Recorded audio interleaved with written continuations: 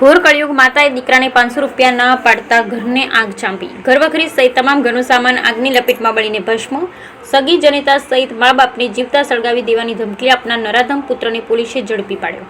સુરેન્દ્રનગર જિલ્લાના કઠાડા ગામમાં પુત્રનું કારસ્તાન સામે આવ્યું છે। દીકરાએ માતા પાસે વાપરવા માટે 500 રૂપિયા માંગ્યા હતા, જે માટે માતાએ ના પાડી દેતા પુત્ર આખા ઘરમાં આગ લગાવી જાનથી મારી નાખવાની પણ ધમકી આપી હતી। ઘરમાં આગ ચાપી દેતા ઘરવખરી સહિત ગેસનો બોટલમાં પણ આગ લાગતા તેમાં બ્લાસ્ટ થયો, જેના કારણે આખા ઘરની વસ્તુ બળીને ખાક થઈ ગઈ હતી અને ઘરની છત પણ પડી ગઈ છે। પુત્રએ ઘરમાં આગ લગાડી ભાગી જતા પિતાએ પોલીસ સમક્ષ ફરિયાદ નોંધાવી। સદનસીબે આ આગમાં કોઈ જાનહાનિનો બનાવ બન્યો નથી। આ સાથે તેણે અપશબ્દો બોલી જાનથી મારી નાખવાની ધમકી આપી હતી। કઠાડા ગામની આ ગુજારી ઘટનામાં મકાનમાં રાખેલો ઘરવખરી સહિતનો તમામ ઘર સામાન બળીને ખાક થઈ ગયો છે।